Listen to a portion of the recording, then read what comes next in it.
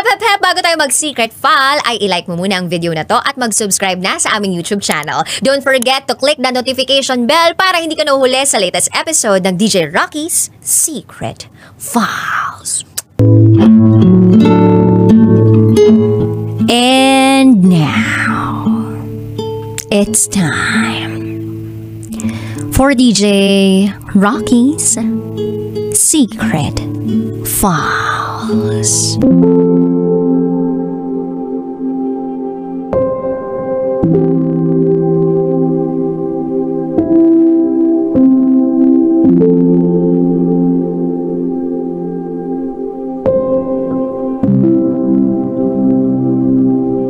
Nalasing kami at may ginawa ang kaibigan ko sa isa pa naming kaibigan.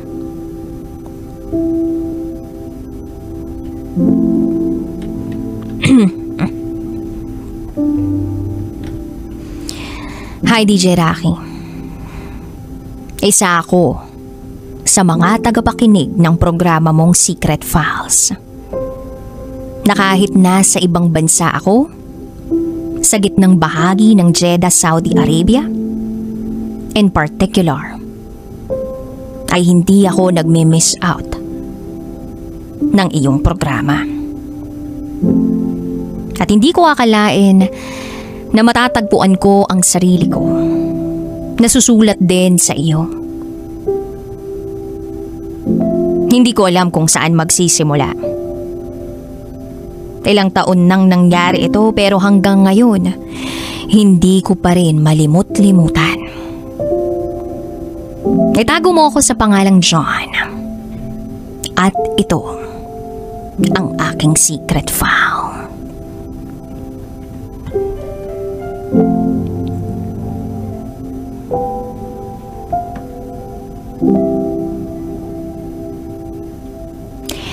Nasa gitnang bahagi ako ng Saudi Arabia, nagtatrabaho.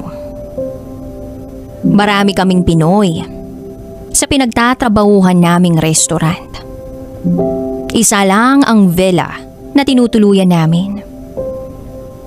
Isang araw, niyaya kami ng isa sa mga bisor na pumunta sa kanila para makipagsayahan. Kararating lang kasi nila ng workmate ko galing sa isang syudad sa Jeddah. Tamang-tama lang naman ang pag-aaya nila dahil off ko. At bukas, closing kaming lahat.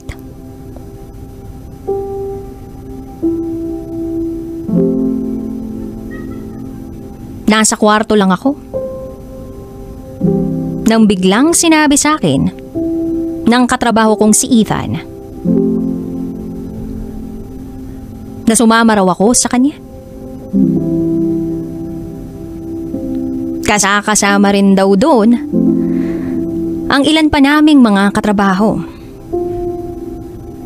Sina Renz, July at Kuya Eric.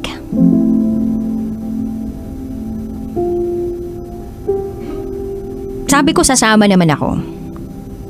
Sandali lang at magbibihis lang ako. So bumaba na kami ni Ethan. Sumakay kami ng taxi papunta sa bahay ng bisor namin. Pagdating doon, wala pa yung ibang mga kasamahan namin. May pinuntahan pala. Bumili ng mga pagkain na po pwedeng lutuin at mga alak na pwedeng inumin. So nag-intay kami. Nakapwesto ako sa sofa. Maya-maya pa ay nakatulog na ako. Damang-dama ko ang pagod sa katawan ko. Wala pa kasi akong matinong tulog nung oras na yun. Anong oras na rin kasi ako nakauwi galing trabaho. At pagdating sa villa ay naglaba pa ako. Lumipas pa ang ilang oras, naalimpungatan ako. Dumating na pala sila. Marami silang binili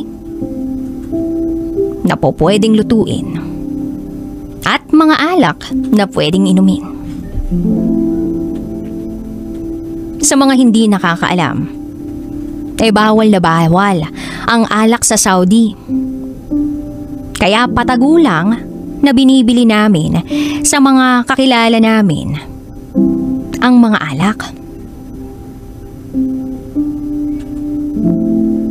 So simula na ng pagdiriwang. Nagkakasiyahan na, nagkakantahan na, nagsasayawan pa. Hindi namin napansin ang oras.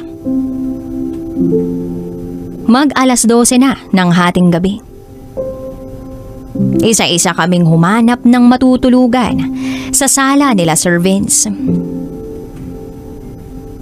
Sa baba ng sofa, katabi kong humiga si July. Sa taas ng sofa, sa bandang gilid namin ay nakahiga si Ethan. At sa uluhan naman namin, doon pumwesto si Renz. Maya-maya pa tahimik na ang paligid. Madilim na ang paligid dahil pinatay na ang lahat ng ilaw.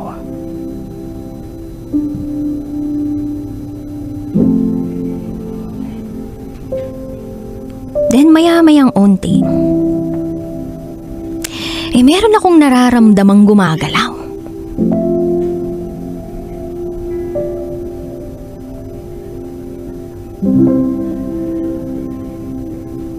Pakiramdam ko, si Ethan ang gumagalaw. Kasi sa pagkakaalam ko, meron siyang gusto kay July. Yes, DJ Rocky. Bakla si Ethan. At alam kong matagal na siyang may pagtingin kay July. Minsan na kasi namin yun napag-usapan.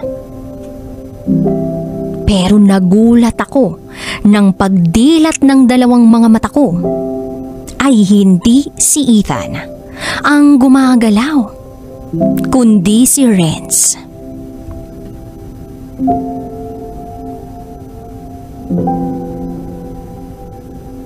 Pilit na inaabot ni Renz ang maselang bahagi ni July.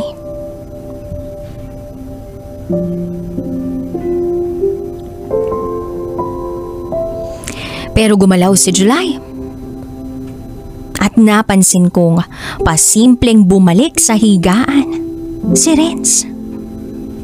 Nagtulog-tulugan.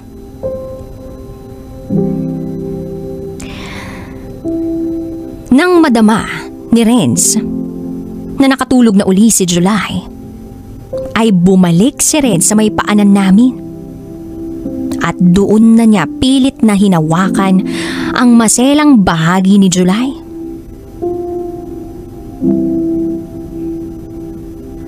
Nang makita ko yun, ay gumalaw ako pakunwari.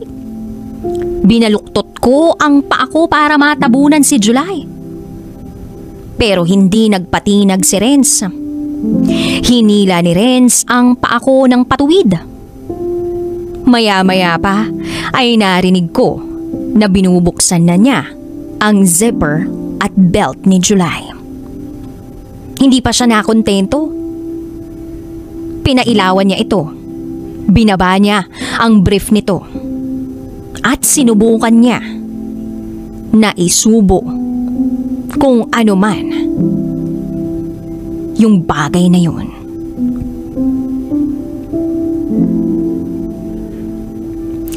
Hindi ako makapaniwala sa nasaksihan ko. Dahil buong pag-aakala ko ay lalaking-lalaki si Renz. Maya-maya pa ay nagising si July Pumunta siya sa banyo. At nung gabing yun, nawala ang antok ko. Pagtingin ko sa aking tagiliran, dilat din pala ang mga mata ni Ethan. Mukhang alam niya rin ang ginawa ni Renz. Pumunta ako sa may gilid ng pinto. Si Ethan sinundan ako. Nag-usap kami gamit ang aming mga mata. Maya-maya pa'y bumulong na sa akin si Ethan. Tinanong niya ako kung may nakita ako. Umuo ako sa kanya. At dun niya na sinabi, nagising din pala siya. Alam niya ang lahat-lahat ng ginawa ni Renz kay July. Kinabukasan, maaga na kaming umuwi sa villa namin para makapagpahinga ng konti bago pumasok sa trabaho. Pero hindi ko malimutan ang ginawa ni Renz kay July. Hindi ko matiis, kaya pagdating namin ng villa, nag-message ako kay Renz.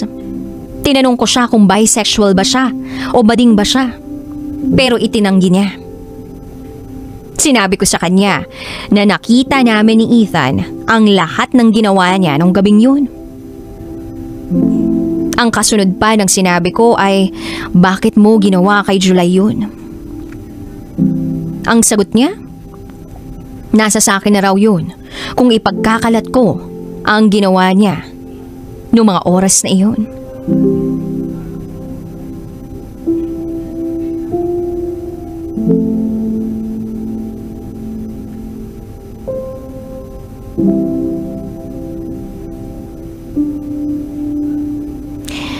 Then lumipas ang ilang araw. Hindi ako kinakausap o pinapansin ni Ethan. Tsaka ko lang nalaman na nagkaroon pala ng exchange of messages sina Ethan at Renz.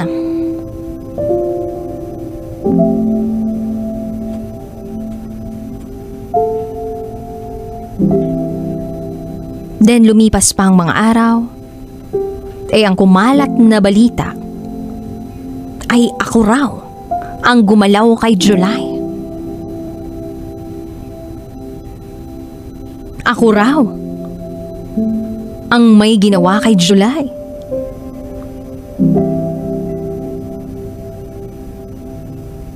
Pilit kong nilalabanan ang paratang na ibinibintang ng mga tao sa akin. Sabi ko, bakit ako? Samantalang yung kaibigan na akala nating kaibigan natin, siya pa pala ang gagawa ng kwento. Yes, DJ Rocky. Si July, ang iniisip niya na gumawa ng kahalayan sa kanya ay ako. Sariwa pa rin ang alaala na ginawa ni Renz kay July. Nakauwi na si July sa Pampanga na hindi ko alam kung alam niya talaga ang totoong nangyari nung gabing yun. At bago siya makauwi ng Pampanga, naiwas na siya sa akin. Alam kong galit siya sa akin. Sinusubukan ko namang kausapin siya at gustong gusto kong sabihin na hindi ako yung taong gumawa nun sa kanya. Ang naalala ko lang na ginawa ko ay pinunasan siya ng mainit na bimpo para mahimasmasan siya at mawala agad ang lasing niya. Pero hindi ko lubos akalain na sa pagiging maasikaso ko, ako pa ang magiging masama sa paningin niya.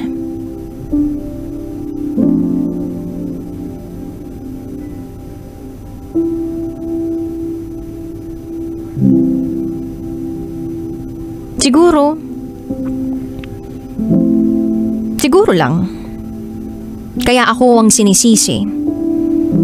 Dahil may gusto rin si July kay Renz. baka may pagtingin na sila sa isa't isa.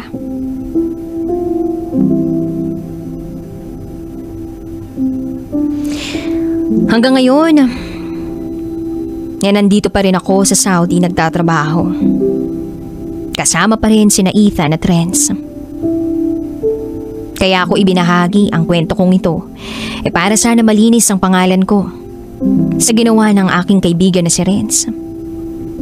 Naway mapakinggan at mapanood ni July itong episode na ito. Baka sakaling mas maging malinaw sa kanya ang lahat. Hanggang dito na lang po, DJ Rocky. Muli, ako si John. At ito ang aking secret file.